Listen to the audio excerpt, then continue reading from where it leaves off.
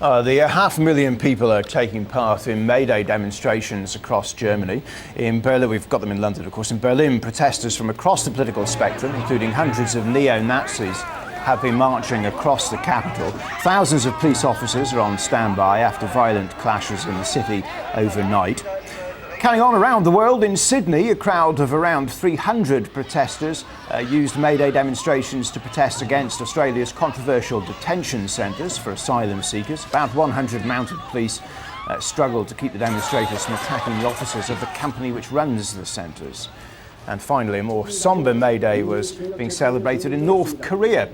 Factory employees across the country stood perfectly still while listening to a series of speeches. That's the picture around the world.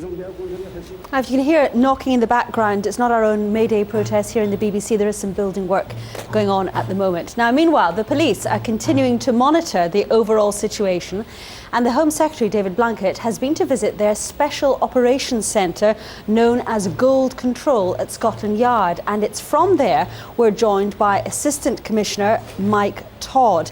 All pretty peaceful so far? Extremely well, I have to say. Much as we predicted, the cycle demonstration has gone extremely well.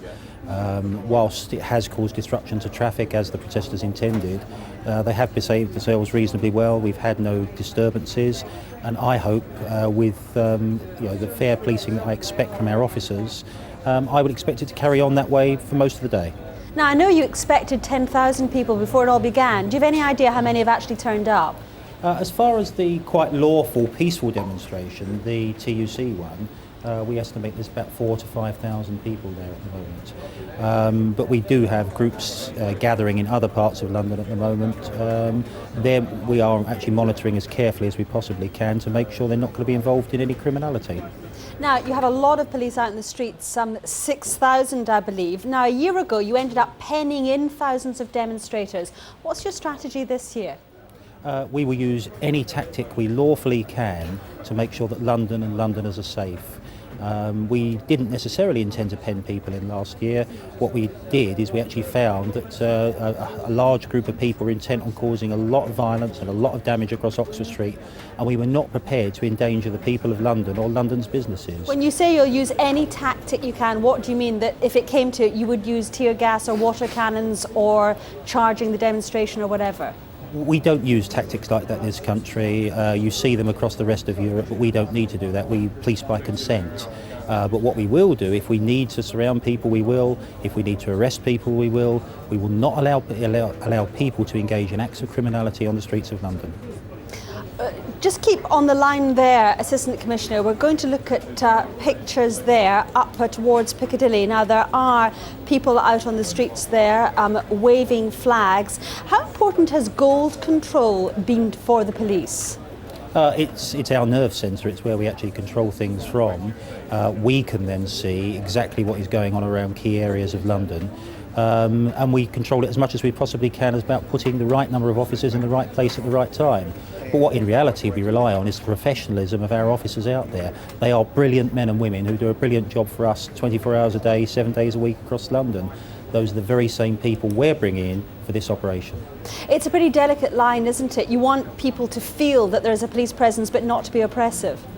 Yes, it is. It is a bit of a catch-22 for us. With 20/20 hindsight, people often say you've been too soft or you've been too hard. That is exactly why we need such professional officers. And I have to say, the men and women we've got are, I think, the best in the world. Assistant Commissioner Mike Todd, thank you. We'll get more on those pictures of people out from the City of London just a little bit later, but John Terrett's here with the business news first. John? Yeah, Chris, Val, thanks very much indeed. Within the past couple of hours, the chairman of York City Football Club, John Batchelor, has come forward to say that he is interested in buying ITV Digital, the collapsed terrestrial digital TV service. He claims that he has the financial backing to pull off a deal. We have the money to do it. We have some city investors interested in our proposal. We would want some level of comfort from the ITC that they would be prepared to look favourably on our proposals, or we would want to buy or enter a preferred bidder status for the assets of ITV Digital, and on either of those bases we could proceed almost immediately. I'll have some comment on that in about 10 minutes' time. Other news now. Yet another economic think tank says Gordon Brown's budget sums don't add up. The National Institute for Economic and Social Research says the Chancellor will need further big tax rises to plug a £15 billion hole in the public finances. A US court has given a final green light to the world's biggest computer company merger. It threw out an attempt to block Hewlett-Packard's £12 billion purchase of rival Compaq. The deal has the backing of shareholders. And profits are soaring at the discount retailer Matalan. They grew by almost a third over last year, topping the £100 million mark for the first time. Markets in London quiet today because of, I think, the threat of demonstrations and possible violence arising from May the 1st. So market very quiet, very subdued. Dow Jones, great day yesterday. It's about to open again in New York now. Well, those are the business headlines. Back with more details in just under 15 minutes' time. Thank you. This is BBC News 24, still to come. Talks are held in an attempt to end Israel's siege of Yasser Arafat's headquarters in Ramallah. Weather, David Brain. Good afternoon to you. Looks like the showers are turning a bit more widespread now as the afternoon wears on. Plenty of showers we've had already across parts of northern England, through Ireland. But now you can see that line of shower rain coming into the West Country and also into Western Wales. And they'll slowly push their way eastwards during the course of the afternoon. Some quite heavy ones turning up here and there. And our best temperature probably around 14 or 15 degrees. Now through the night inland, many of those showers will tend to die away. We do have some more to come, I think, for Devon, Cornwall, perhaps Pembrokeshire as well. But for the rest of the United Kingdom, it's largely a dry story. Just a hint of some perhaps more persistent cloud and some spots of rain coming into the southeast later in the night. But I think generally quite a cold night with a touch of frost anywhere from the Midlands northwards. Tomorrow's forecast brings a scattering of showers again for many areas after a bright start. Some of those showers rather slow moving and heavy with the odd rumble of thunder.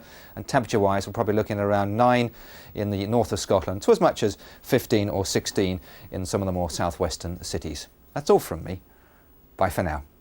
France is in shock after its voters have put the far right centre stage for the final round of the presidential election.